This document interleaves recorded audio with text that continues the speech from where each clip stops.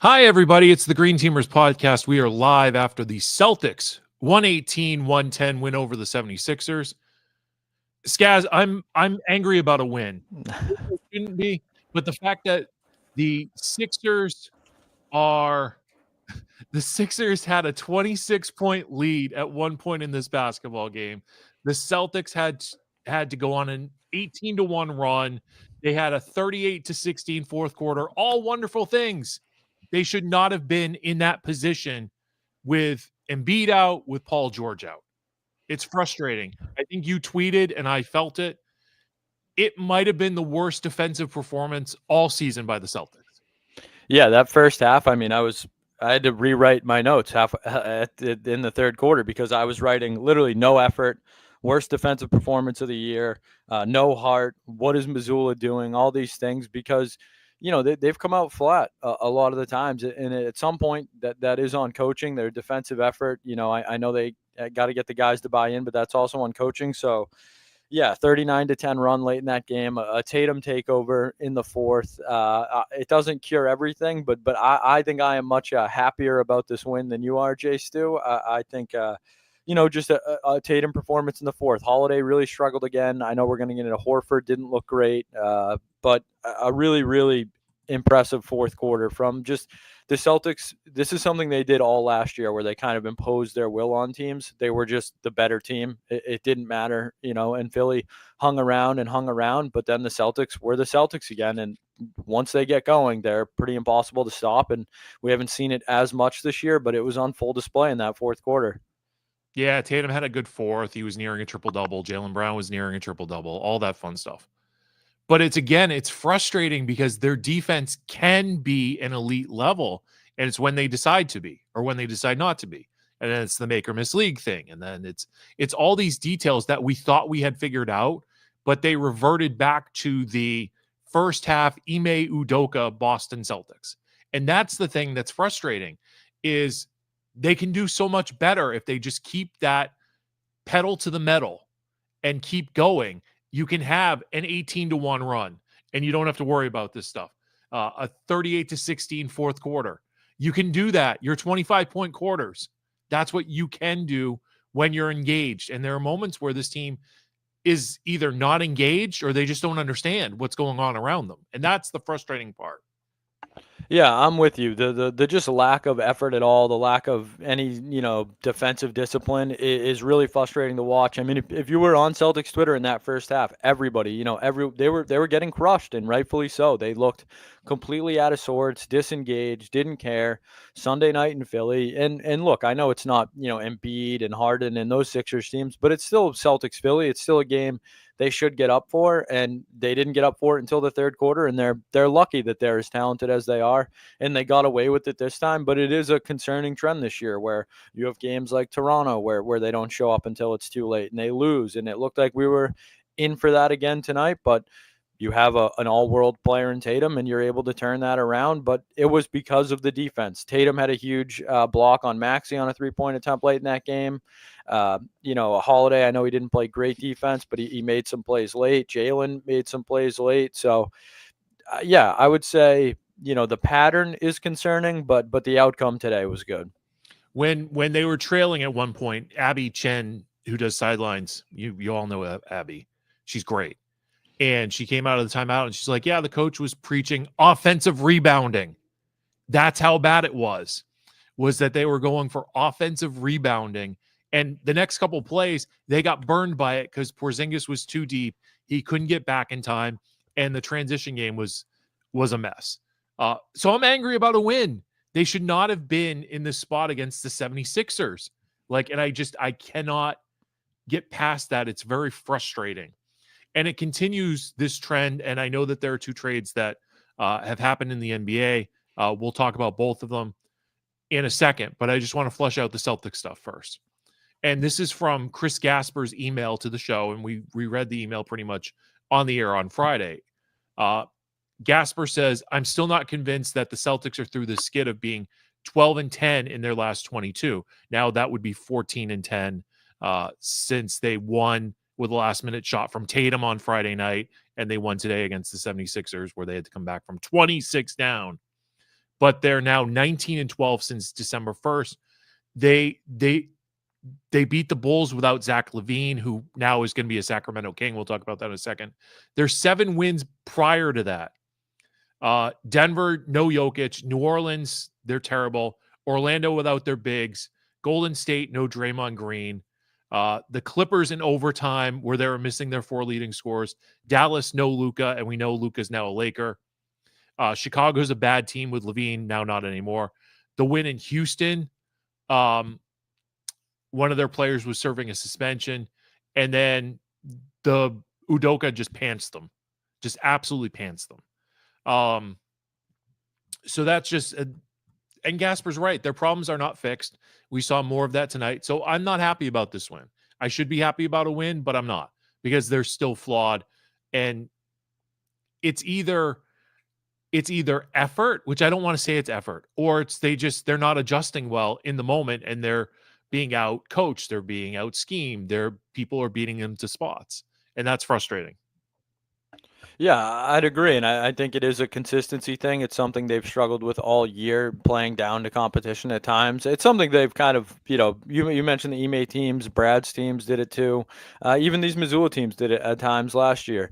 But I still think it's a good win. It's a good comeback. I don't want to say it was a much needed, but this team has kind of been, right around 500 last 20, 25 games. So anytime they can get a little momentum, Derek White hits a big shot late when they double Tatum, he kicks it back out to him. Stuff like that I think is big going forward for a guy. Derek White's had some good games recently, but struggled over the last 3 to 4 weeks. Holiday's still a little concerning to me. He had another bad turnover late in that game, but you need him out there. The only thing that really stuck out to me in this game is Horford. I know they got Tillman as the Horford replacement, but Tillman is basically unplayable right now. He's a negative every time he's on the floor. And, I was a guy, I believed in him a little bit last year. He hit some jumpers, played some okay defense, but he just does not, fit the scheme right now. He's not a productive player. And Horford is looking old. So I know that we're going to talk some trade deadline in a little bit. We'll talk about it in a second. On your Horford point,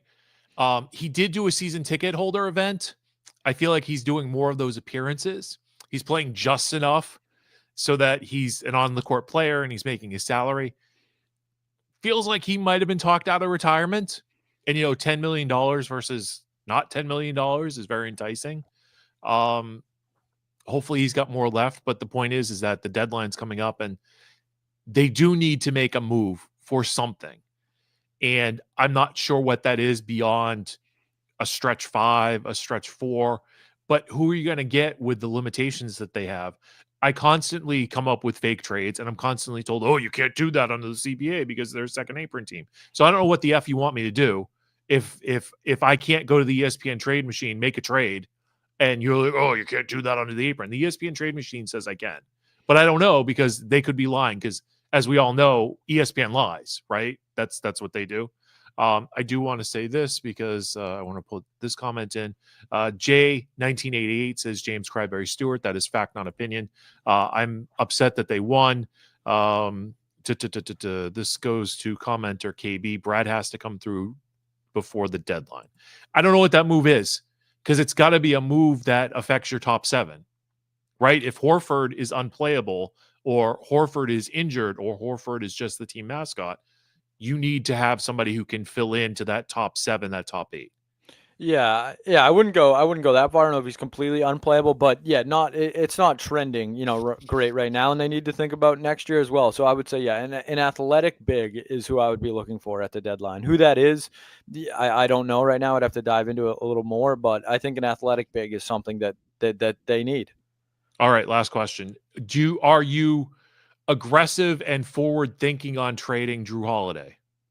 Not this year, no. I still think you need him if you're going to win a title this year. Okay. I might consider it.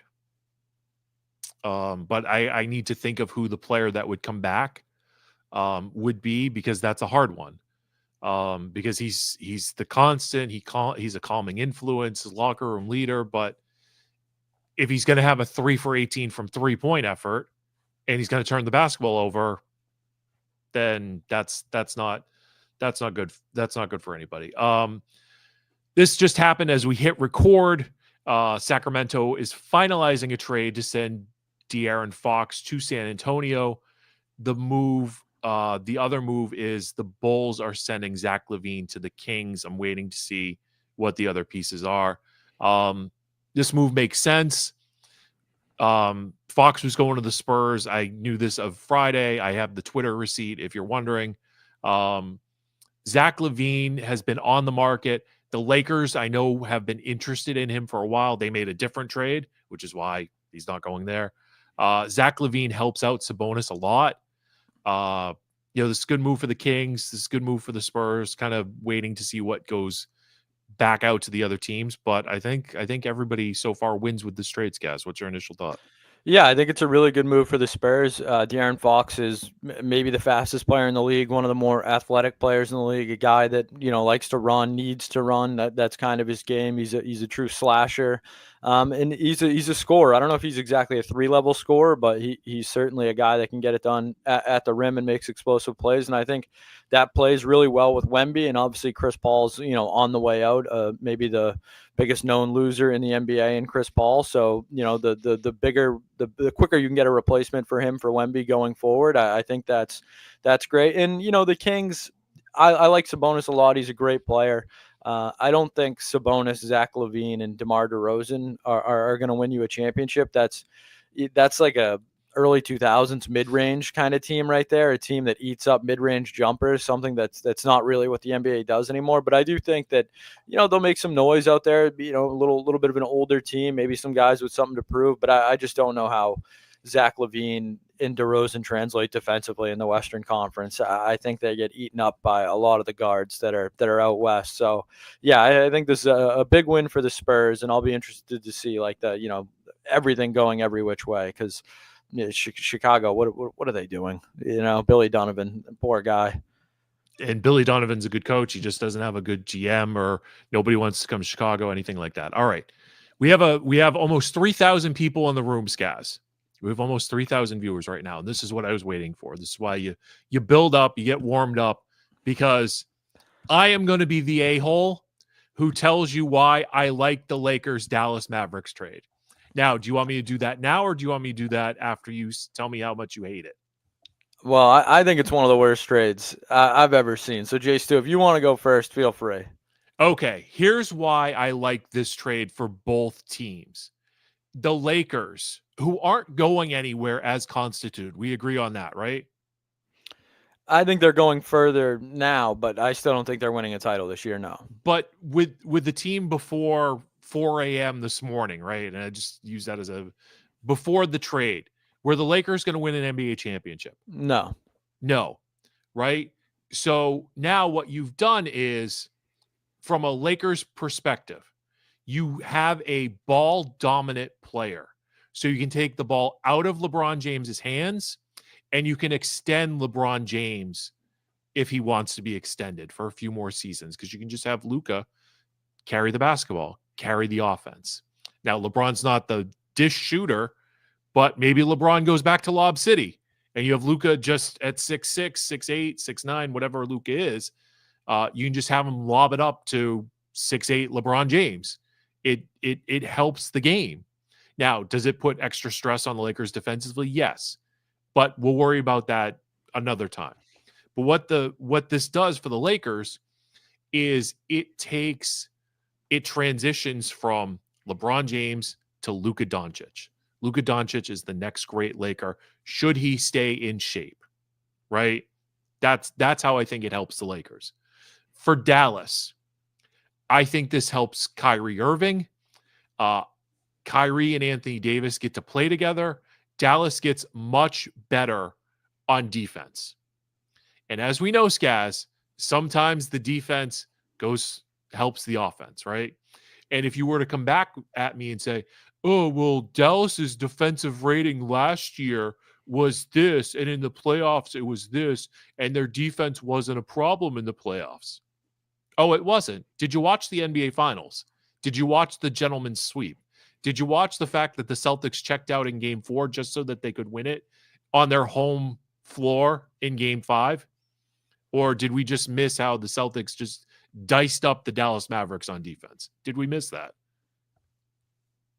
No? Okay.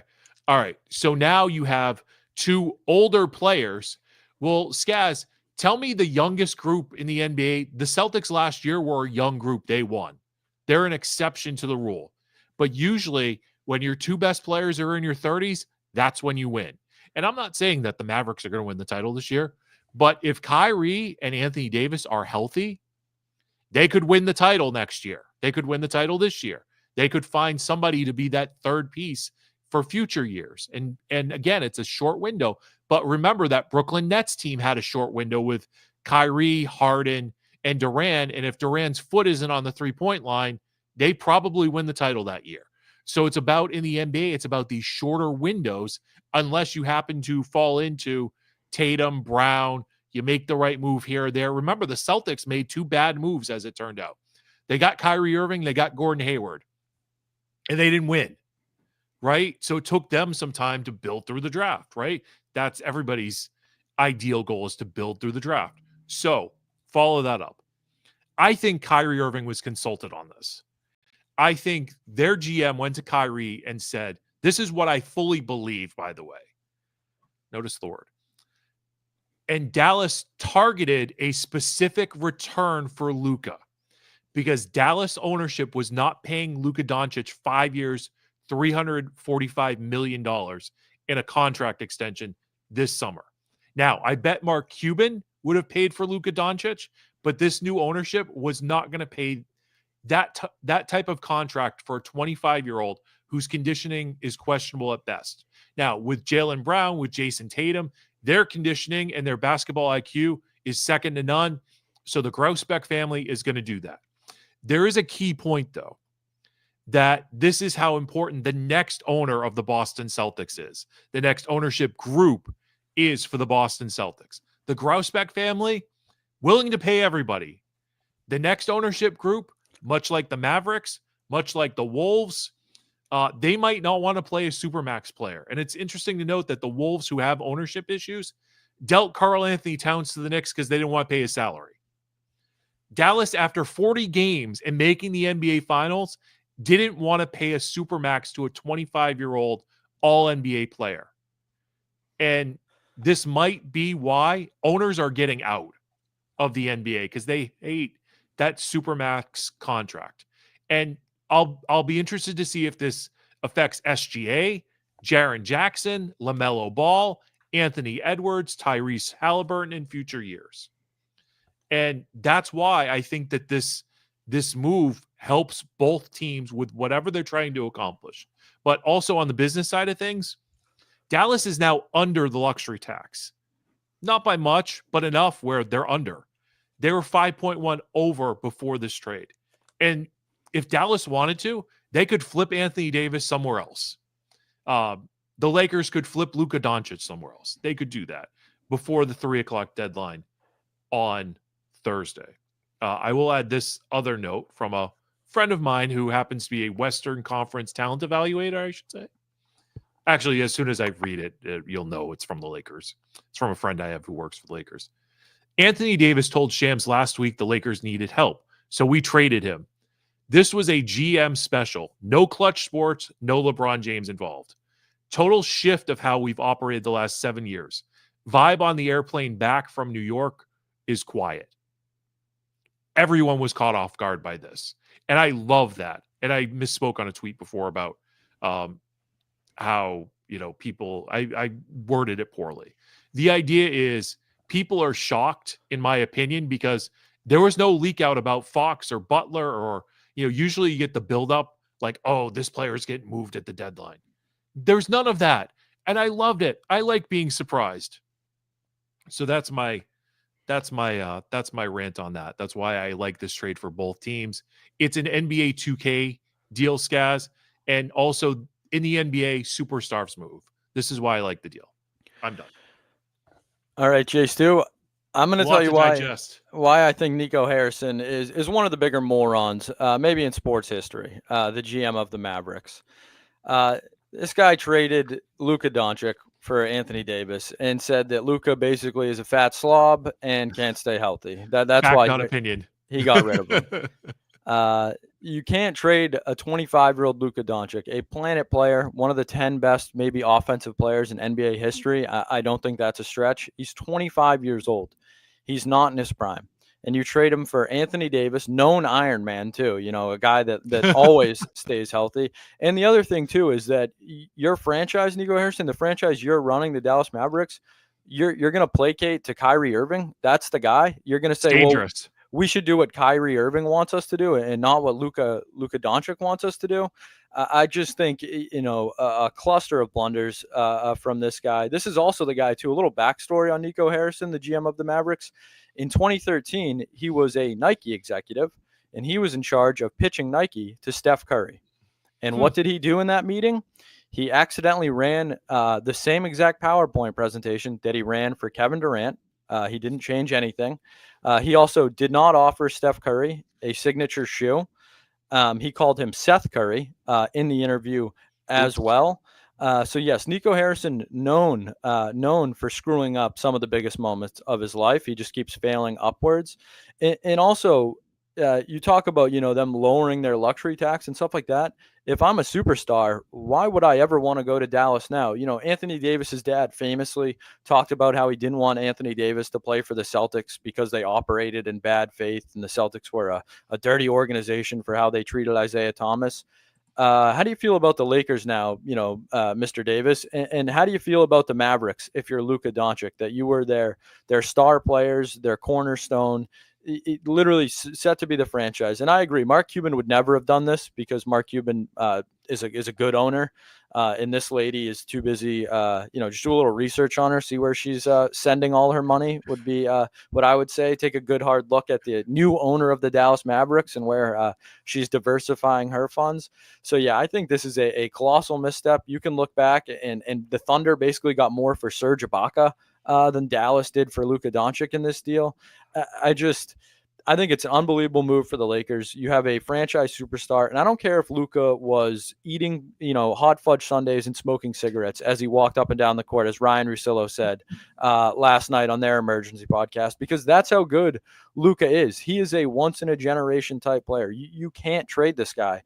And just to bring it back to the Celtics, Danny Ainge was offered a 26-year-old Anthony Davis in his prime for Jason Tatum, I think was the rumor, a 20-year-old Jason Tatum.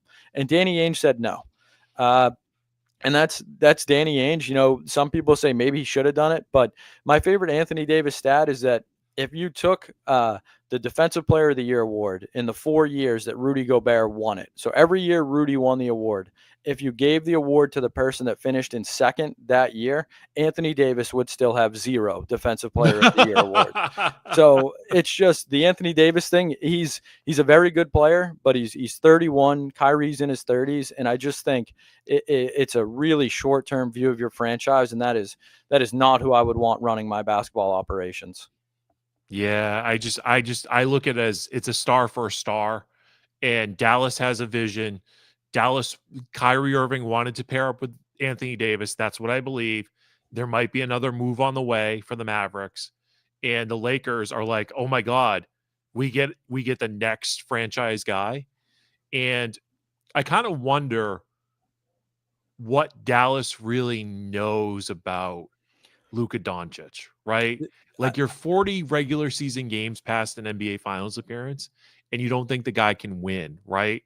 And so the local analogy for me would be, well, the Bruins traded Joe Thornton kind of out of nowhere, right? And they got back, you want to talk about ponies, right?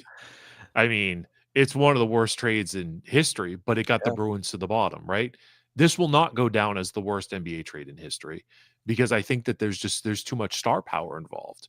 And Luka's going to be okay despite his drinking after an NBA Finals loss, despite his weight issues. Maybe he'll learn how to play the basketball game better with LeBron and with JJ Redick there. Or maybe he won't, but he's still going to put up a triple-double every night. And that's marketable for the Lakers. And there is a level of frustration from me being a Celtics fan, being like, oh, the Lakers again get the guy. They get the next guy. Like no matter what happens, except there was like a window there where they weren't getting the guy, where Al Horford, Kevin Durant would not meet with the Lakers because I think Yeah, there's a whole side. I'll save the Durant stories for my book, if I can legally get them in there. But I do think it's frustrating that the Lakers always get the guy, except for that little window of time where they didn't get the guy.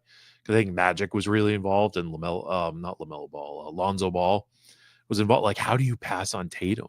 Like, but Philly also drafted Markelle Fultz and traded up for him. But to stay on topic, I do think that ownership has a lot to do with it. I think these owners don't want to pay these contracts, and that's why Cuban got out, the Grousbecks got out. Well, the team that just sold in Phoenix, that was business related, right? There are these teams that don't want to pay these insane contracts, and that's the logical point of view. But I like the trade for both teams. It checks all the boxes for me.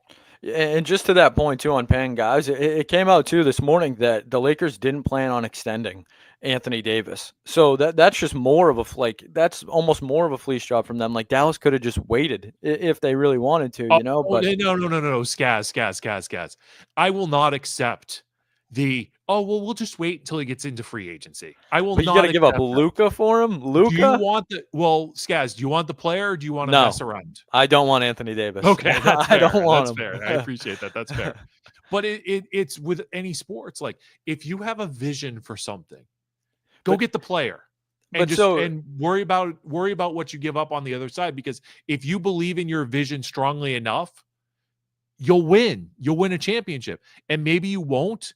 But I just believe, like, go get the players that you want, and if your plan is successful, you'll win, and you can double bird everybody. But I guess that's kind of my point, though, and maybe my problem is, how could Anthony Davis be the guy that you wanted for Luka-Doncic? Like, that's where I think this Nico Harrison should really get crushed, is because he didn't shop Luka around. Look, I know, operate in silence. The word doesn't get out. Luka's feelings don't get hurt. But if you're gonna trade Luka-Doncic, that is a once in a lifetime type trade. That is a generational player. You have to get the most you possibly can for him. And I just, with what Mikal Bridges went for, with what Rudy Gobert was traded for, you look at some of these trades, like 4 first-round picks. Look at what SGA or Paul George was traded for, SGA and like 3 other guys and like 5 picks. It's just, I think it's malpractice to the Mavericks. Like, if you're a Mavericks fan, if my GM traded Tatum for 31-year-old, and 1 first-round pick, I would be losing my mind. You're not doing your job correctly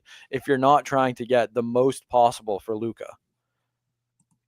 So there's one others. Tyler chimes in with the chat saying that the Bucks ownership got out, right? Like, so it happens.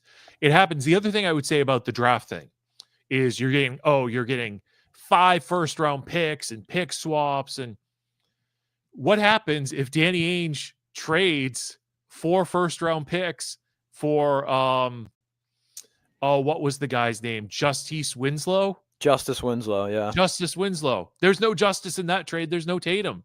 The Jimmy Butler ask. Frank Kaminsky, he tried to, I believe Michael Jordan tried to trade up for 4 first-round picks. So it's like you're getting all these lottery picks, and they worked. 2 of them worked out. Tatum and Brown worked out.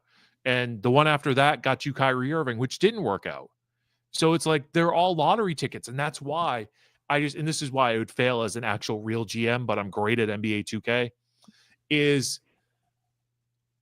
I go for players that I want because I have a vision for what I want the team to be. I want it to be defensive minded. I want it to be 3-and-D minded. I want it to be paint people. Like, that's the vision. Or I want basketball smart players. And you just have to pick a vision and go for it. That's how I believe it. Because there are too many teams who are stuck in this, like, well, if I make this move and it backfires, I lose my job. Well, that's why I wonder if the Mavs aren't done, because they built the roster around Luka, like Klay Thompson, and I know Lively can, him and AD can kind of coexist, but I guess, that's the 5 AD's been waiting for, according to the Lakers anyways. They finally got him as center. But yeah, so I wonder, and I've heard the Lakers aren't done either. The rumor I've heard that too. Lakers are very active on the phone, so I can't imagine that means LeBron is on the block, but I wonder if someone like Rui or Austin Reeves, Dalton Connect, I don't know. LeBron has no movement. Yeah. which he didn't have, right? Like this was speculation that I think eventually came out was last deadline. LeBron was almost dealt to the Warriors. Yeah. Without his knowledge, which when he redid his contract, he got no trade protection. But yeah, hey, I'm all for this trade. I love this trade. And I love that people are losing their minds over the fact that nobody saw it coming. I love the chaos that NBA Twitter brings out, because it brings out the worst in people, including myself, by the way, because I just want to be like, you didn't see it coming. Woj wouldn't have had this. Or if Woj would have had it, Woj would have just sat on it and been like, yeah, the agents just told me this. Well, I think we're in for a busy couple weeks here. It seems like the Shams Fox is so much better than Woj, and it's not even close. They're both terrible. Shams was right about Jimmy Butler the whole way. Anyone that's actively influencing gambling lines, I'm out on. Sorry, that's Shams. fair. Yeah, that's fair. Out on Joe Murray. Headline: Skaz out on Joe Murray because he's influencing betting lines. Joe Murray in the chat right now, I believe. Oh, he's just sitting there, isn't he? That's his thing. Durant for Butler. He is just sitting there, right? Yes, of course, yes. Where do you think Butler ends up? Golden State. So? Actually, I think he goes to the Suns. Really? It's either Golden State or the Suns. I mean, he'd be a perfect fit on that Suns team. Like all these stars who don't know how to play the game, who, but it's like, who goes from that team? Who can go from that team? That's the other thing. This stupid CBA. Who can you move out? Who can't you move out? What do we do with this? All these stupid rules. Like, I don't know. Do you want the league to have movement or not? That's like, so now what you're going to get is owners being like, nope, I'm out. And you're going to get these overnight trades that nobody sees coming. That's going to send the world into chaos. But it's got to be a real tough week for those Cowboys Mavs fans. You get Luke Schottenheimer or whatever as your head coach, and or Brian Schottenheimer, and now you get your favorite player traded away, and your favorite baseball team missed out on Soto too. That's tough. Skaz, any final thoughts?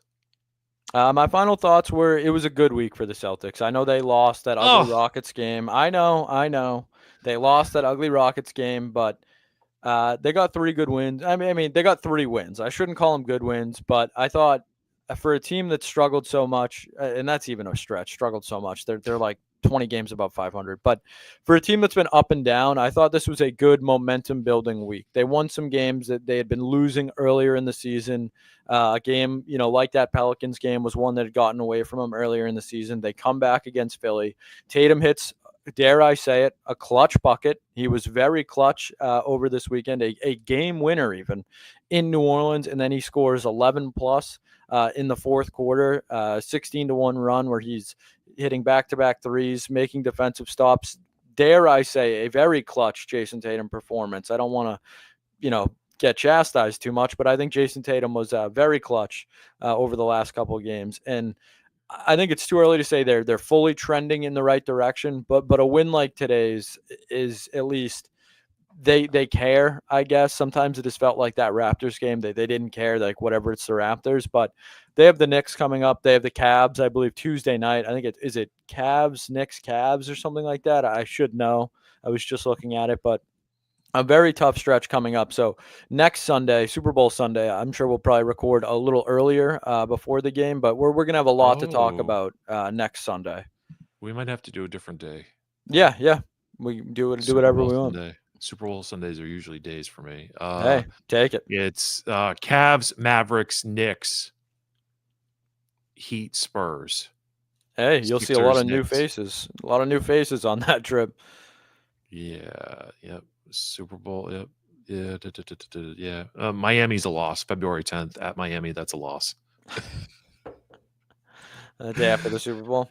All right. All right. Very good, Skaz. So we'll kind of figure out next week's taping or live, because now we're live all the time because we don't want to go head to head with the Super Bowl.